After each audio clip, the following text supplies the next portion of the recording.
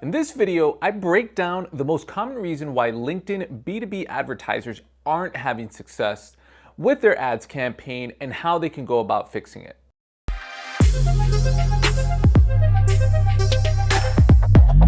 Hey YouTube fam, welcome back to Market and Hustle, where we simplify marketing so that you can accelerate your business growth. And if this is your first time here, welcome, and you should consider subscribing as we publish weekly videos that cover lead generation tactics and strategies and e-com revenue growth strategies as well. So this is the most common fundamental mistake I see advertisers make on LinkedIn. They run a campaign with something like this, where they're trying to request a demo, they're trying to get someone's 30 minutes in a decision maker's in their calendar that week so they can try to pitch them on their product and service. And the problem with this is that when you're prospecting and trying to get a high commitment action, these people never heard of you, right? So that decision maker, the first time they see your ad on LinkedIn, they're not ready to take an action. They might not even know the actual problem you solve. All they know is that they're seeing a message across their feed that says, hey, request a demo. But they might not be 100% sure what you do or even who you are. So there's just not enough credibility. And what this tends to do most of the time is I tend to see results where the campaigns have very low amount of lead volume and therefore the cost per lead is extremely high. Now there is a way to fix this, and it's actually not that complicated. Now an optimized experience would look something like this. Instead of asking Kevin, this decision maker at the startup company, to give you 30 minutes of his time, without him even knowing you, you give him a piece of content that they can download, something that's going to help them solve a challenge that they have. Now, a download is great. A downloadable is great because it's free and it's low commitment. You're not asking Kevin to give you 30 minutes of his time. You're just asking for some information, and in exchange, they're going to get a piece of content that's going to help them understand or do something better. So Kevin sees the value in the content, therefore click-through rates are probably going to be higher, and is more likely to actually convert because you're not asking for a lot. It feels like a good exchange. When Kevin doesn't know who you are and you're asking for 30 minutes to book a demo, it might not feel like a good exchange of value at that point. The crazy thing is that, the most successful, lead generation B2B advertiser I've seen, the content that they give away for free actually educates the prospect on the problem that their business solves, and in fact positions them as an authority. So what we often see is that these kinds, this kind of experience, this kind of strategy results in the most amount of leads and the lowest cost per click. And it makes total sense, right? Now you might be asking yourself, well, what about after I have the lead? Like, how can I actually truly maximize my campaigns if I'm not seeing results right now, or I'm not seeing results I'm happy with? Well, I'm glad you asked that, because that's what we're going to cover, right? Maximizing acquisition at scale. So, running ads just on LinkedIn isn't the only piece of the puzzle. You definitely want to take advantage of your email marketing tactics and make sure they're synchronized. Now, a very simple approach that I've seen brands leverage to scale their LinkedIn advertising is have a specific nurture campaign for when someone comes from LinkedIn, so that they're getting a series of emails.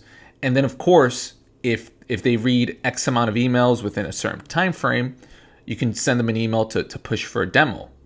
That at that point, Kevin knows who you are, knows the problem you solve. You have some credibility because he downloaded your cheat sheet or your white paper or your ebook, and he's a lot more likely to actually click on that button and schedule a demo with your sales team or with yourself.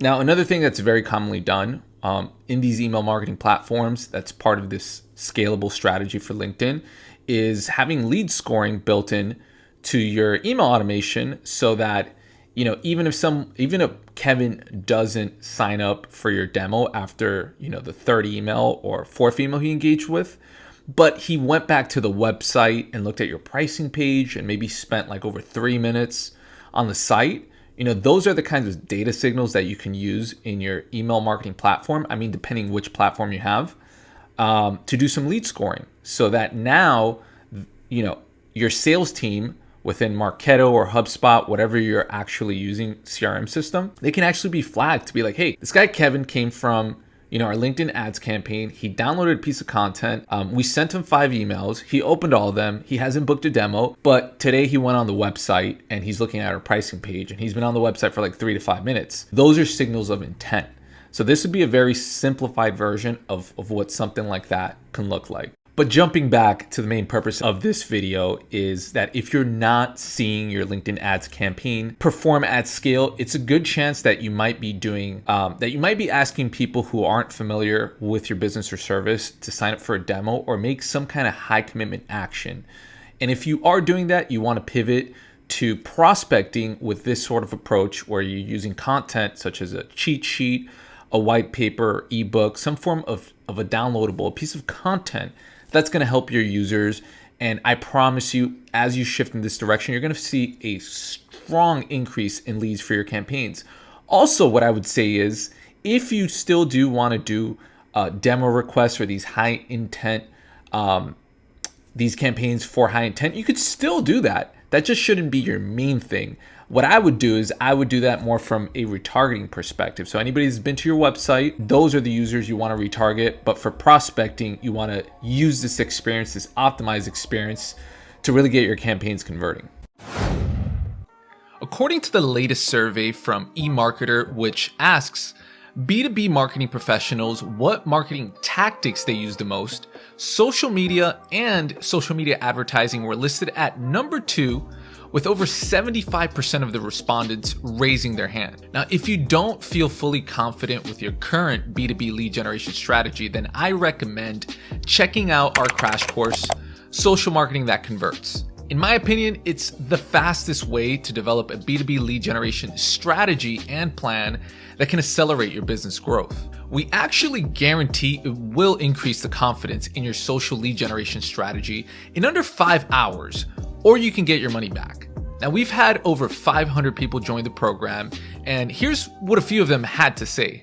Hi, my name is Maria and I'm a marketing professional based in Dubai. It really helped me to understand how the social media marketing actually works and how to build this sales funnel using content marketing and ad strategies. I've never felt such peace after going through a course and discussing with Zaryn and watching some of his videos. The way he's able to combine strategy and tactics into one is very unique. I just wrapped up my course with them, Social Marketing That Converts, and let me tell y'all here firsthand, I definitely recommend the course. It's amazing, it's easy, it's quick, and it's really simple to understand. Social Marketing That Converts comes with a 100% 30-day money-back guarantee to ensure that there is absolutely no risk on your part at all. Increase your confidence in your social marketing strategy or have every single penny back. Now, if this interests you and you want to accelerate your business growth with a clear approach and step-by-step guidance, then click the link on the screen or in the description below to find out more about Social Marketing That Converts. Either way, I've hoped you've enjoyed this video, and if you do join Social Marketing That Converts, I look forward to seeing you inside. Until the next video, peace.